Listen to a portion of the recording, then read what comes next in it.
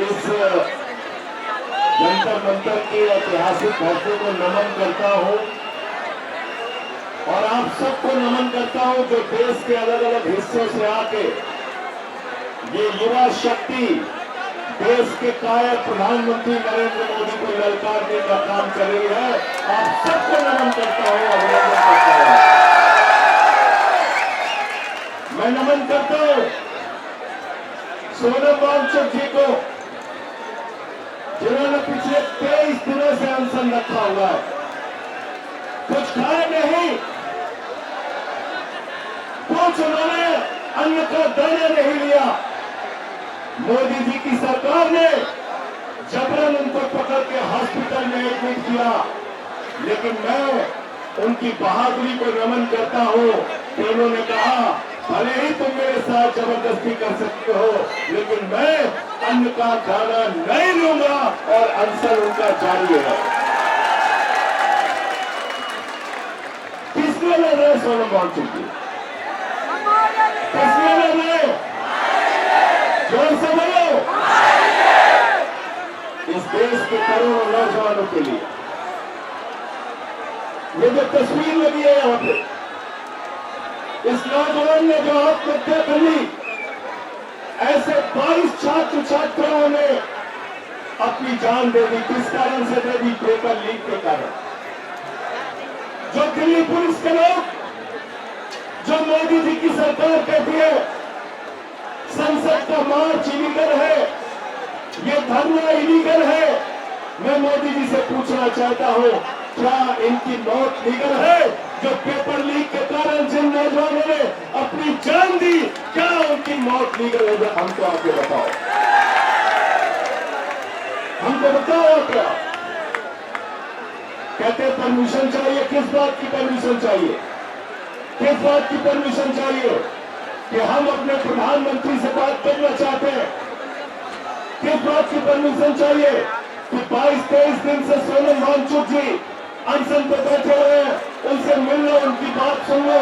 प्रधानमंत्री जी, आपको इटली के प्रधानमंत्री मेलोनी के साथ मेलोनी चॉकलेट ऑस्ट्रेलिया की सैर करने की फुर्सत है, न्यूजीलैंड की सैर करने की फुर्सत है, सेशल्स की सैर करने की फुर्सत है, इजराइल में मेडल पहनने की फुर्सत है, लेकिन आपके दफ्तर से 3 किलोमीटर की दूरी पे ये अनशनकारी बैठे हैं, ये नौजवान बैठे हैं, इनसे बातचीत करने की फुर्सत नहीं है। बेकार है ऐसी सरकार है, ऐसे प्रधानमंत्री। देश भर में पेपर लीक, यूपी चले जाओ पेपर लीक, बिहार चले जाओ पेपर लीक, गुजरात चले जाओ पेपर लीक, महाराष्ट्र चले जाओ पेपर लीक, हरियाणा में पेपर लीक, राजस्थान में पेपर लीक। नीट का पेपर लीक हुआ, एक नहीं 2 बार लीक हुआ, 2 बार। और जो 24 में पेपर लीक हुआ, जो आरोपी पकड़े गए, उनका जो कनेक्शन निकला, वो कनेक्शन भारतीय जनता पार्टी वालों के साथ था। दलाली इन्होंने खाई दिया है और उन सबको छोड़ दिया गया क्योंकि सीबीआई चार्जशीट दाखिल नहीं कर पाई। सीबीआई चार्जशीट दाखिल नहीं कर पाई, उनको छोड़ दिया गया।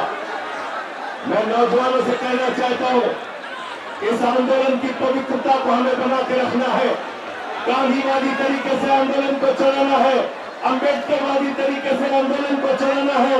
हम हिंसा करने नहीं आए, हम मारपीट करने नहीं आए, हम अपने देश के तानाशाह प्रधानमंत्री को ये कहने आए हैं युवाओं की बात सुनो, और ये कहना कहीं से गलत नहीं है। गलत तो नहीं कह रहा हूं, गलत तो नहीं कह रहा हूं। अभी यहाँ पे आ रहा था तो हम लोगों को रुका गया, मनीष जी को आतिशी में जाती है सब्जेक्ट पे संसद भी चलेंगे,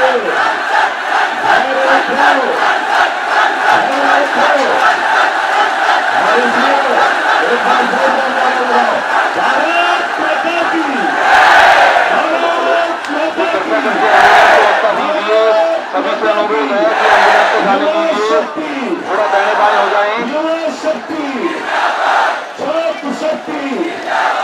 एम्बुलेंस को जाने का रास्ता दीजिए, सभी से अनुरोध है कि थोड़ा दाहिने बाएं हो जाएं। जारी आवाज। क्या चाहते हो? मोदी जी को मौका देना चाहते हो?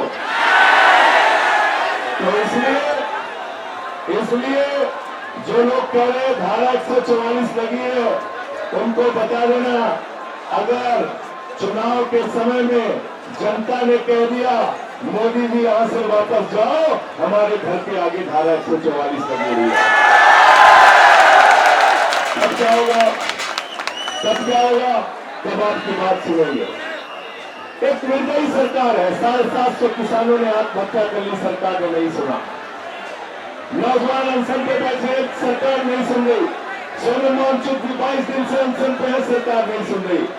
इसलिए हमें अपनी मांगे मनवाना है और अपने आंदोलन को जारी रखना है। लेकिन एक बात याद रखना, हिंसा का रास्ता हम लोग कतई स्वीकार नहीं करेंगे। मंजूर है ना? हाथ उठा के बताओ, मंजूर है ना? कब है कितना दमन में तेरे, कब है कितना दमन में तेरे, कब है कितना दमन में तेरे। युवा शक्ति जिंदाबाद, छात्र शक्ति जिंदाबाद, युवा शक्ति जिंदाबाद। बहुत बहुत शुक्रिया, बहुत बहुत धन्यवाद।